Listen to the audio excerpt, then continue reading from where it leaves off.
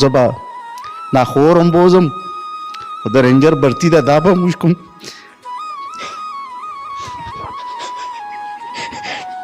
خیر دی، الله دې تاسو له صبر درکړي حاجي، الله دې تاسو له صبر درکړي، ستاسو غم کې تاسو سره مونږ پوره شریک یو. دا یو طرف دغه مکمل خې طرف نه دغه لاس کار کوي نه خپه کار کوي او تر دې سنګلې پورې تکه توره لکه د سکارو کور کې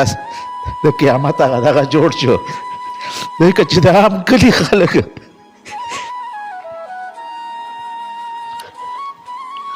که هغه خپلو که پردی هغه راجمع شي وو د والدې خو د تزوجي نشم ویلی ځکه چې د پلار د کور نام دغسې ده اوس یې په زامنو ورو لګېده نو هغه زمانه جي ډېره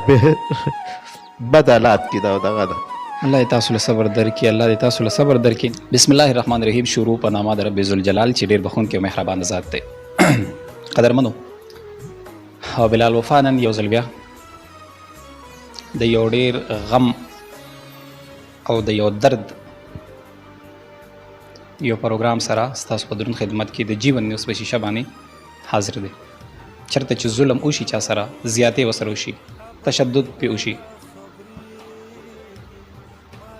مختلف قسمه تکلیفونه ولا ورکولی کېږي خو بېوسي وي،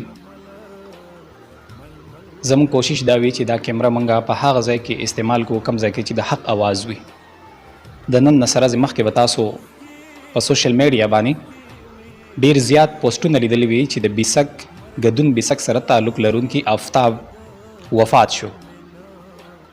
ولې وفات شو؟ په څه وفات شو؟ وجوهات څه؟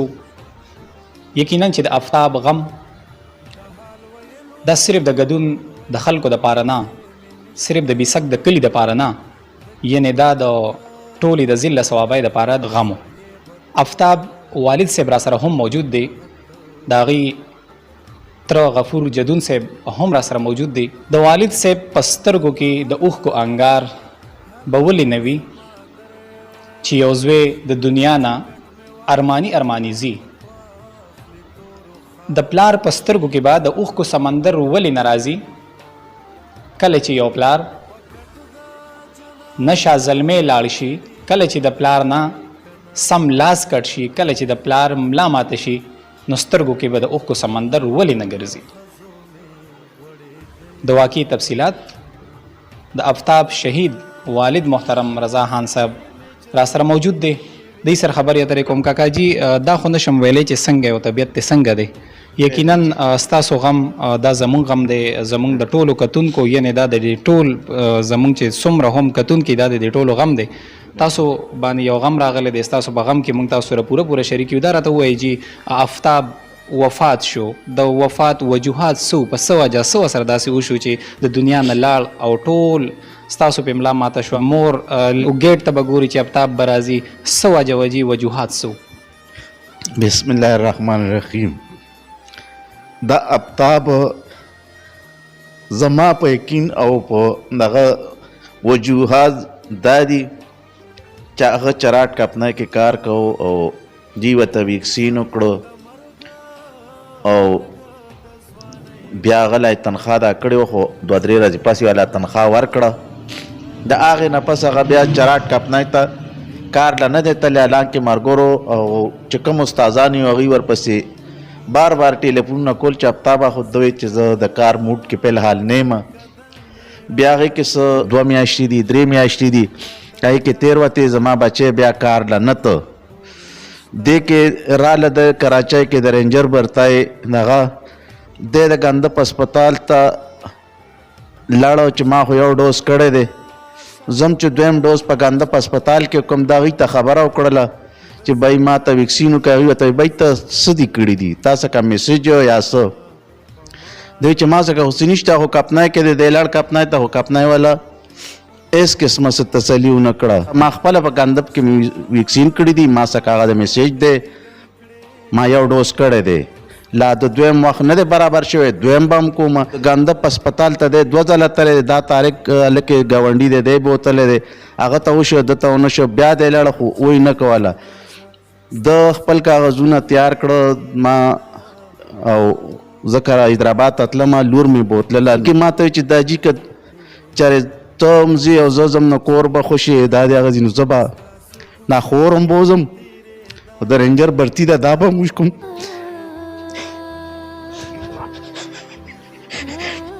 خیر دی الله دې تاسو له صبر درکړي حاجي الله دې تاسو له صبر درکړي ستاسو غم کې تاسو سره مونږ پوره شریک یو د هغې نه دته درې قسمه دی لاړ خو دته سوداغه ونه شو د اوس ما ته دا پته نشته چې د حیدرآباد سنټر والو ته دا ویلي دي یا نه دي ویلي یا په هغې به اوس یو الله پوهوي چې د مقرر و بس راله د هلته څه د پاسه په 6 بجې دلته ویکسین کړی دی ماښام 9:30 بجې په ده باندې تبه راله او پوزه یې ماته شله د پوزې نه بې انتهایي وینه روانه شله څه د پاسه 6 بجې هغه د هغه چې کوم ویکسین د کړي دي د هغې ریکارډ پروت دی په حیدرآباد کې د هغې ریکارډ شته د ده ماسخوتن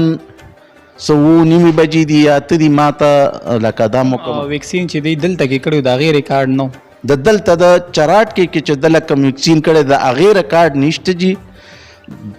2 ځله دی خپله چراټ ته تللی دی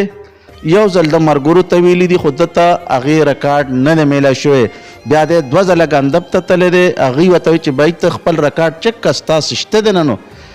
هغوی د ده د ویکسینو نه ګندب والا هم انکار کړی دی قدرمنو په دې ځای کې یو سوالیه نشان راځي یو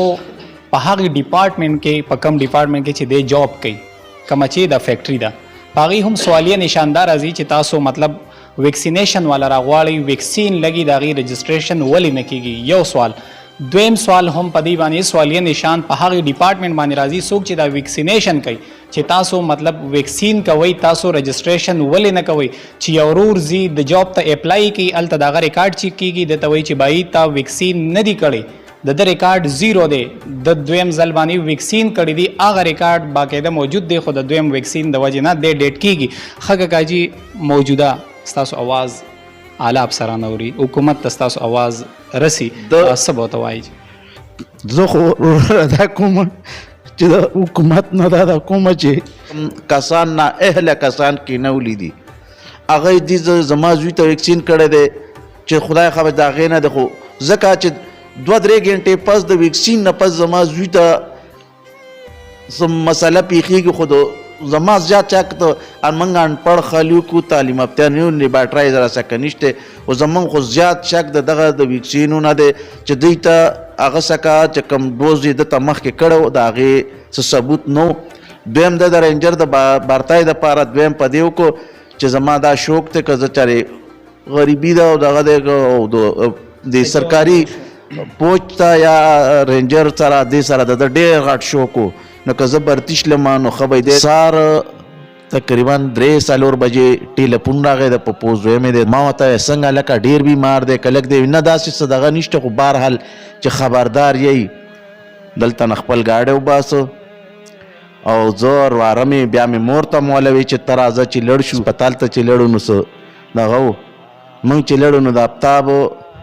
ما سره کتلی دي و ما ورته چې بچې ته څنګه یې هغه ماله څه جواب نه دی راکړی دا یو طرف د هغه مکمل ښی طرف نه د هغه لاس کار کوي نه یې خپه کار کوي او تر دې څنګلې پورې تکه توره لکه د سکارو توره وه بیا د هغې نه پس هغه ډاکټر سره زه کېناستم هغه ما ته وایي چې بهی که تا کراچۍ ته یا خپل پېښور ته منتقل کړو نو ټیک پی نو ما اکسیجن بیا ځان سره خپل ګاډي کې راغستی دی سهار خانیوال څخه موږ را روانو 10 منټه کم 9 بجې وې د حیدرآباد نه دی زما په غېږ کې دی او خپې د مور په جولۍ کې دي او خانیوال کې بس 10 منټه کم 9 بجې وې چې بس الله محل و الله رانه واغستو بس زمونږ پې صبر و راتللو ورځ تېرېده موږ څه تقریبا کلي ته چې بیا را رسېدو نو غرمې څه 1 بجه وه چې کلي ته را ورسېدو چې رالو کور کې دنیا ځای نشته په موږ کور کې د قیامت هغه دغه جوړ شو ځکه چې د عام کلي خلک